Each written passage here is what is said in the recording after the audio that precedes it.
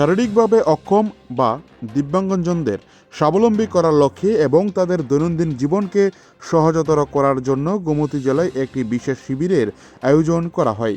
এই শিবিরে সম্পূর্ণ বিনামূল্যে সামগ্রিক প্রদান, ক্যালিপার এবং অন্যান্য সহায়ক উপকরণ বিতরণ করা হয়।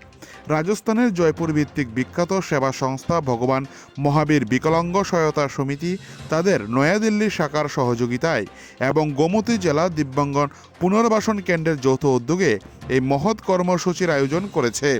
এই বিশেষ শিবিরের মাধ্যমে গোমতী এবং পার্শ্ববর্তী এলাকার দরিদ্র ও দুস্থ দিব্যাঙ্গজনরা সরাসরি উপকৃত হয়।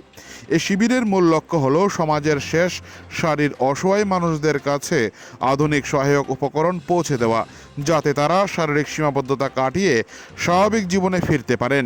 শিবিরে উপস্থিত দিব্যাঙ্গজনদের উৎসাহিত করতে এবং অনুষ্ঠানটি সাফল্যমণ্ডিত করতে এলাকার বিশিষ্ট ব্যক্তিবর্গ উপস্থিত ছিলেন। অনুষ্ঠানের প্রধান অতিথি ও উদ্বোধক হিসেবে উপস্থিত ছিলেন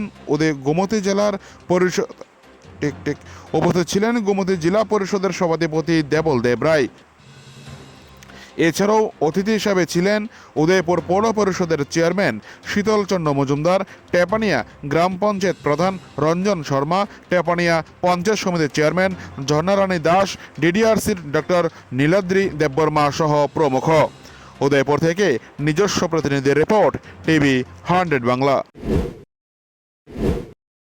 আপনাদের কাছে আপনারা প্রত্যেক বছর আসবেন এবং একটা এরকমভাবে আমাদের দিব্যাঙ্গন ভাই বোনদের পাশে থাকবেন। সরকারও পাশে থাকছে 2014 সাল থেকে এখন অবধি। যদি আমরা দেখি দিব্যাঙ্গন ভাই বোনদের জন্য কি করেছেন আমাদের সরকার, তাহলে প্রথমেই বলতে হয় আপনাদের জন্য ভাতা ছিল মাত্র 700 টাকা, সেটাকে বাড়িয়ে আমাদের সরকার 2000 টাকা করেছেন। পাশাপাশি যারা 100% ডিসেবল তাদের জন্য 5000 টাকা ভাতার ব্যবস্থা করেছেন। মেন্টাল যারা বিশেষ করে তাদের জন্য।